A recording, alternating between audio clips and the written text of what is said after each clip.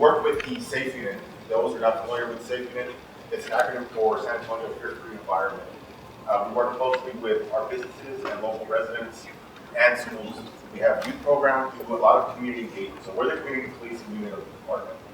We're also a liaison with other city agencies. We work closely with city council and code compliance. So where we help you guys out with businesses, we a lot of the complaints that we get are for like homelessness, burglaries of the buildings. So we can work closely with patrol officers. Are busy taking all kinds of calls, major accidents, burglars, stuff like that. We have the time to sit down and talk to you about a plan, some kind of protection plan or criminal trespass affidavits for some of these homeless people that are hitting some of their properties. And we can talk to you all about that. I have some trespass affidavits. If you guys want to fill them out, I can take them. I can enter them in the system. We can make arrests on your behalf when we come across people that don't belong on your property. So, what I like to tell people is that, you know, every now and then when you have an emergency, you go to the hospital, right? Doctor checks you out, addresses the issue, and then he probably tells you something like, follow up with the primary care, follow up with a specialist because this is what happened. What I like to tell people is that we are those specialists or we are your primary care. If you have an emergency at your business and you got to call 911 because somebody's acting crazy or because something's happening in your parking lot, you call 911, you get them there. But then what happens with us is that we're your safe officer, we're going to follow up with that. We're going to follow up like, why was there an issue there? Or is this a hotbed for things going on in the neighborhood? So a lot of things that we like to do is, like I said, we're not married to a dispatcher. You're married to your dispatcher. Dispatcher tells you where to go, when to go, how fast to go, how not fast to go. We actually can sit down with you. We have no other calls. We schedule a meeting with you. We can meet you at your place of business. We can meet you for a cup of coffee. We can talk about issues from the neighborhood, houses. We have a graffiti abatement program. If your business gets graffiti and you sign with our graffiti abatement, we can actually go out there and paint the building for you. The issue is that the city provides the paint that usually gets disposed of at these city recycling facilities. So some people say, no, don't paint my building that color.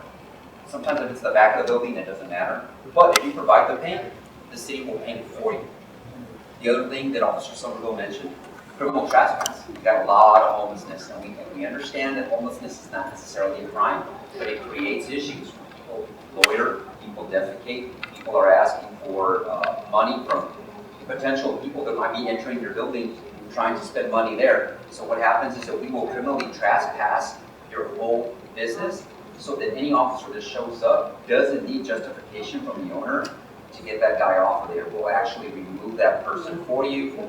And let me not lie to you, when we go to jail sometimes, the assistant prosecutors see that the person is indigent, doesn't really have any means, and so what they do, they usually put them back out on the street. But for the moment, we'll actually address that as well. Also, I don't know if you guys know this, but if you text SAPD on your phone and you text the number 39987, you'll get notifications for crimes in your area. And after that, it will prompt you and ask you to enter your zip code. You can enter your zip code so you can sort of get notifications for just that area. It's a service that was started last year. So if you text, like the text message is going to be SAPD, but the number you're going to text is 39987. After that, it's going to sort of send you like, hey, notification, you're on. Can I get your zip code? Because it tries to sort of bring those notifications to you for a particular zip code, not right. We don't want to just tell you about everything that's happening in the city. But it's kind of an important tool. Another thing that we like to do as our safe officers is we schedule patrol buys for your location. Let's say, and I've had this happen, we've been on long enough to know my fence is being cut, sir, and they stole catalytic converters from the cars that I have parked out there. Or, hey, you know what? When you're not there, at 2, 3 in the morning, I see a guy on my security camera. He keeps walking. I swear he's going to do something, but nothing has happened yet. We will schedule patrol buys for your business. You can even do it for your home if you need to.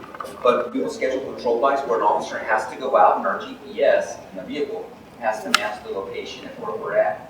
So that this way, if you're getting hit in the wee hours in the morning and the business is closed, somebody is still watching. Often people tell us, hey sir, do me a favor, park in my parking lot, do your reports from there.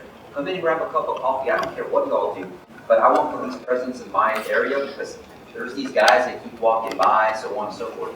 We'll do that if we have opportunities to.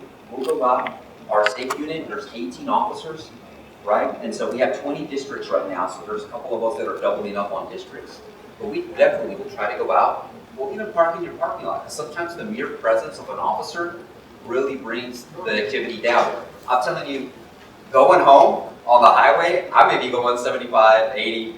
I see one of our guys, I slow down. Sometimes your mere presence is enough to bring people to kind of be in check.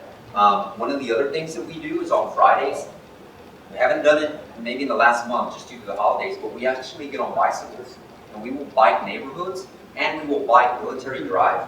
I don't know if you've seen us, we will actually... One of our hot spots is South Park Mall. Yeah, but also like there's some areas where we have homeless encampments. We call the city. The city actually comes with the Department of Human Services, offers services, and then later on the city comes a week later and we actually do homeless camp cleanup where we bring in these small bobcats and we actually just clean the whole area. I'm not gonna lie to you all know that sometimes we come in and we'll do a sweep and then a month later it's back again. But we're trying and we will actually go out there and hazmat goes out there and they pick up anything that's left over, paraphernalia, needles, anything like that. So we actually try to clean up these drainage ditches, these areas sometimes behind businesses. One of the things that's important about business is a theory a long-standing theory, the broken window theory, right? You pass by a house in your neighborhood, you see a house that's vacant, and you're thinking, God, somebody should take care of that. Then what happens later on? The homeless person's probably in it. During times of inclement weather, people worry about houses burning down because they start fires in there, right? So a lot of times what happens is if we don't address that broken window, it seems to invite more delinquent behavior in that neighborhood or in that strip center.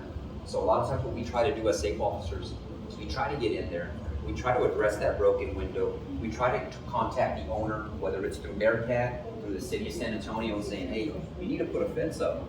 There's a lot of bad stuff happening here. Or hey, you need to cut the grass, and that's why we get code compliance in there. Because your business looks overrun and it's inviting people that are homeless inside there. They're masking and they're hiding in the tall grass, and now you got this and that, and these people are complaining. And so what we try to do is that we work with code compliance, we work with other ways to try to solve neighborhood issues, where sometimes people say, hey, you know what, no crime has happened yet, but I have a feeling that something's gonna happen because of the way things are going. And so what we do is we try to get in there, we try to address those things to prevent all of that.